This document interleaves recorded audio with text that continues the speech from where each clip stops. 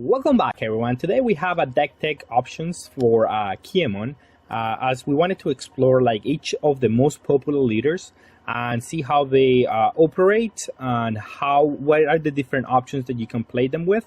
And based on that, we're gonna, just give you the best idea and give you some of the how to play each matchup. We're going to Vegas right now. I'm doing a book recording of this kind of deck techs.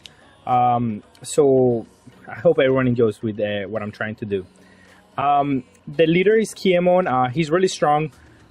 The main thing about this leader is that you want to go second for the most part in every matchup. If you go first, you can still do things. Like if you go first, you can still play Okiku on turn, play Yamato like on turn 2. On turn 2. And then play your Odin on turn 7. Like those are the things that you have to be mulligan for. This is not the complete deck list, by the way. This is only 38 cards. This is just the shell. This is the cards that you are most likely to play. Every deck is gonna more likely to play these cards, and these are the cards that like everyone can agree on are the most important ones. Okiko Raizo being able to be played with the leader. I think they have to be a 4-off. Isu is also like being able to be played by the leader, so 4-off of course. Yamato, it has to be a 4-off. This card is way too good. The draws where you get Okiku into Yamato are the most difficult draws for any opponent to beat. Odin at 3 has felt like the right number for him. And these cards are just the searchers. I just give you more time, give you a cycling and a blocker basically against many decks. They're just too good not to play a 4. Blocker that has counter is really good. Punk Gibson, it could be a 4-off even. This format has too many 4 energy cards that you want to tap, especially in black or in red, in Whitebeard for example. That you want to tap and being able to attack them and also defend an attack. This card makes a lot of sense, and it could be just a 4-off. So these are the main cards that you want to play. Alright, and up to the deck tech and options that you can play. So these are the cards that, depending on the matchup, are going to be useful or not. So we have, let's see the meta. The meta is going to be red for the most part and green. So you're going to have mirrors and you're going to have a lot of red matchups. So cards like Nekokomushi, Zoro being the best card, I actually kind of want to add Nekokomushi into the deck because it allows you to just tap their cards and attack them. But you cannot attack, if you're going second, you cannot attack them going like into your turn 2. So it's kind of weird. It just adds more block, more consistency to your tappers. So at least you always have a tapper so you can attack their 1-drops. And also adds a body, of course, to be able to do that. I think he's really good if you are playing Law more than anything, so you can buy it back, do it again. Same with Killer. If you're gonna play Killer or if you're gonna play Law, then you should play like one of these two, just to have like that more removal option. Law is okay, is decent, but I don't think it's this format. Like if you're playing against red, it has a lot of removal, and it doesn't feel as good. If you're gonna play Law, you could. If you're gonna play like Paradise Waterfall, you could play more Laws, as they work well together and give you like a little bit more of defense. But the problem again, like with Law, is if they minus his attack, then it's no longer a good blocker, and they can just do minus with Vista. Minus with Gordon Vista, and then they just kill your Law. If they get Pistol, there's a lot of removal for this card, and it doesn't offer as much value as it did before. It's still swapping cards back and forth from your hand is really good. But if you already have so many cards that you can now counter with, adding another one that can be that easily removed doesn't seem that amazing. So, although it's an option, I do not recommend that happening. Yamato is another card that works very well with the leader because it gets a discount, and if you're going second and you can play the Yamato, is really good. The problem is that decks that can actually do it, it's not a card that is gonna offer you that much value. Like if you're gonna be playing against red, your turn 1 should be Okiku. Your turn 2, if you play the Yamato, like I'd rather have another tapper than the Yamato at that point. Is okay in the mirror if you're planning on not attacking the leader. but that's not always the option, and they can just stop it and attack it for 7, and then you have to defend it, and they have infinite blockers, so in the mirror it's not that amazing. Against red, it could be good if they're cutting their blockers and they're cutting the radical beams and the 2k counters, then she can actually pressure the leader and have them like lose cards for that reason. So it's not a bad card by any means. I just don't think the format is too aggressive right now, and this card is kind of more like for a slow game where you have more like time to do this kind of effects. But it's an option if you want to play her. The blockers options, you have Toki, Aim, and Beige. Beige doesn't have Connor, and you have already a lot of cards that don't have Connor. But if you're worried about the fact that you're not going to have a Kozuki Odin on the board to have her being active as a blocker, you could play him. I actually like more Toki, to be honest. I think that having the counter when it's needed, and if you have the Odin, which you, for the most part, you do, because the cards that you want to play are actually Kozuki Odin, and if you're playing Yamato, this Yamato too, like you have more targets to have her being a blocker. She's been really good. I have no complaints about this card, and I think it's a really good card. And I think it gets the value of the Beige like at least 90% of the time. So it's not an issue that she requires another card to be good. And at worst, it's just a 1k counter, which is never bad. Carrot, I actually think we should up the number of 2k counters in the deck. As right now, for the most part in the deck, we're playing 8 that are free, like free 2k counters. But I think red, many decks are just opting to attack for 7. And I think you need the 2k counters so you're able to out-combo out of that. Of course, Pong Gibson can also get you out of that. But adding 2 more 2k counters would be, like having at least 10, would allow you to have a more seamless early game and not have that much of a trouble during the late game. So I actually do like adding 2 more 2k counters to the deck. Her effect is, I mean, it's whatever. You can play her for 5. It's not really it's gonna untap 1, but it's not gonna be game or break like to play this card. It's just for the 2k counter. Drake is really important in this format, especially against decks like Whitebeard or like aggressive decks that just wanna even the mirror. In the mirror, this card is insane because you can KO an Okiku, you can KO a Yamato. So I would say you should play 3 of this one at least in the deck. That's what I like because it just has a lot of value in general. And being a 6k attacker is not that easy to remove or deal with, and it's just a good option to have into the deck. Then we have Basil Hawkins.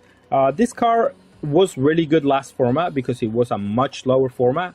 This format, I mean, although it's a decent card, it's another card that you cannot counter with. So, I mean, it's mainly for the mirrors, and even in the mirrors, it doesn't feel that good because it just gets stopped by Yamato, and then you have to defend it. Like if they go all in into this one, they have to defend it, and then it doesn't feel that good at being like even in the mirror. It doesn't, like, you don't have to deal with the Eustace Captain Kit anymore, like at least in the mirror. Although it's an option, it's not something that people are doing right now. The 7-drop is a really good card. It's good against red, like because you get to play this one, have it as a blocker for 1 turn, or they have to remove it, whichever is good, and then it becomes an attacker and a blocker, and that gives you closing power against the red decks for the most part. The 8-drop has lost a lot of popularity. If you're gonna play more blockers, then you can play the 8-drop, as it is really efficient at what it does. But there's a lot of removal in the format, even in the form of the red decks, which is where you want it. Having its power reduced is not like amazing, and then it just is not as good anymore. So for that reason, I mean, it's an option, but I don't think it's even like worth putting into your deck. I think putting the 7-drop is way better, as it just does basically about the same, at least for 1 attack, and it just offers you more defense for that way. Paradise is good in the mirror, that's the main reason, but it's not that good against everything else. Like, it doesn't, like, you still have to keep out 1 energy. Everything else just plays basically like hard removal. They're not really trying to remove your cards by battle. So the only really like good option in this card is definitely in the mirror. In the mirror is a really good card, but it's not that game breaking card. But it can still be played like a 1 or 2 of in the deck. Why not? It's searchable out of Momo, and it still offers a lot of value. Oh, okay, and into the how to play into each leader depending on what we have. So against Zoro, again, you always want to go second with this leader. So against Zoro going second, you want to find your Kiku turn 1 and your Yamato turn 2, basically. Actually, that could just be said against every deck here in this pie chart. So you actually just want to find Okiku, find Yamato. If you can't find those 2 cards, then you want to have a searcher. This deck doesn't really change the game plan against any deck. The main thing here against this deck, you want to have the early removal. If you don't have those Yamato or Okiku, you want to have at least the Momo, so you can search into those 2 cards. It's really important to mulligan into some removal, because it's how you win this matchup, not letting them like get off the ground and develop your own threats at the same time. Also, the 7-drop is really important in this matchup, as it allows you to play defense for 1 turn and then start attacking after that, and it allows you to just defend really well. The 8-drop, you really just only want to see 1, as it's only good once they have established their Whitebeard 9-drop, and then you need something to push through that. But really, you're not trying to dig through that card. The other cards are more efficient, and you're still gonna win the game through attrition, because that's what your leader does. Against La, again, the same thing. You're trying to find your removal early on. That's why I'm a postponent of the playing the Cat Viper, because at least if you don't find Yamato, you can at least tap all these decks, and it could be really good against, like, although not many people are playing that much lab, but like at least it's really good against Zoro, and that's the reason why. In the mirror, you want to go second. That's the main thing actually in the mirror. But if they force you to go first, then you want to see the 8-drop. The more amount of 8-drops that you see, the better it's gonna be for you. At least 2 will be the best number to see in that matchup, and that's what you should be mulligan for. Okiku doesn't seem like the best card to play in that matchup. You would actually just rather play the Yamato if you have that, as Okiku is just gonna be a top fodder where they're gonna attack it and it's not gonna be really good. You actually want to play it maybe later on during the curve or during the game, as to, like, if they tap it down and attack it, it will function as a blocker at that point, and that's just fine. But early game, you don't really want to play that card, as it's only a 5k and it's too easily tapped and it's too easy to attack. So you don't actually want to play early on. And yeah, you should try to work towards the 8-drop, which is going to be your more important card in this matchup. Ivankov, you also want to see your 8-drop. Actually, that's the only card that you want to mulligan for. The other cards don't matter as much. Again, if you have an early opening of Okiku Yamato, you're still going to have a good game. But the 8-drop is the main piece that is going to allow you to overvalue them. Yeah, they do get to play 2 7-drops for free, but your 9-drop basically clears them for free, which is very good. And that's the reason this deck is having a lot of trouble against this. Against Z is going to be your toughest matchup in this whole thing, because they remove your board super early. They don't have much that you can do. In this matchup, you actually do want to find your early game. You have to mulligan for your Okiku and for your Yamato. If you have that early game, then you're able to compete better. There's still gonna be a horrible matchup, because they get to after they play Kusan, all your threats are meaningless. But at least you do get, like, what you need to do in this matchup is, after you play your first few turns, after they play the Kusan, you have to keep throwing like big bombs at them, so they have to deal with them. So basically what it comes down to, so you played your 8-drop and then you play another 8-drop or your 2 5-drops, something like that. So they are forced to use the leader effect every turn, and then if they have to use the leader effect subsequently, like for 3 or 4 turns, then they're not gonna have any energy to actually push through. And then you can maybe play blockers to block the Kusan, which is gonna be the main problem with against this deck. But that's how you want to play. You want to after they play their Kusan, you keep dropping cards that they have to remove, and then you force them to minus their energy every turn, and that's how you're gonna find a way to win the game. It's gonna be difficult. It's not an easy matchup. This is the only matchup that you are concerned if you're playing Kiemon. But at least this Z deck I feel like it's getting gatekept out of the format by Zoro, because Zoro has a really good matchup into Z. So for what it's worth. Against Smoker, going second again is very important in this matchup. But for the most part, if you're able to tap their early game pressure, like the 4-drops, and you're able to kill it, and then you're able to do the same thing where you just keep presenting like big bombs that they have to answer, and then even if they do answer them, like you get to replace them, like in case of the Odin, is what's going to be important. You have to keep developing your board and forcing the opponent to deal with them, and then that's the way that you beat these black decks for the most part. Against Newgate shouldn't be that big of a problem. The main thing that you want to do is set up maybe an 8-drop, try to pressure them early. Like, it doesn't have to be like, oh, you attack for 6, like 8 or something like that. No, just attack for 6, keep attacking for 6, force them either to combo a card out of the hand or just take their life more quickly, so then you don't have to worry about like them having you have to tax their energy by having them always keep up at least one energy up every turn. And that's what you want to do against this deck. You want to at least poke for 6. If you have a Yamato, poke 6, and force them to a combo out of that. And that's how you're gonna find your footing into the game.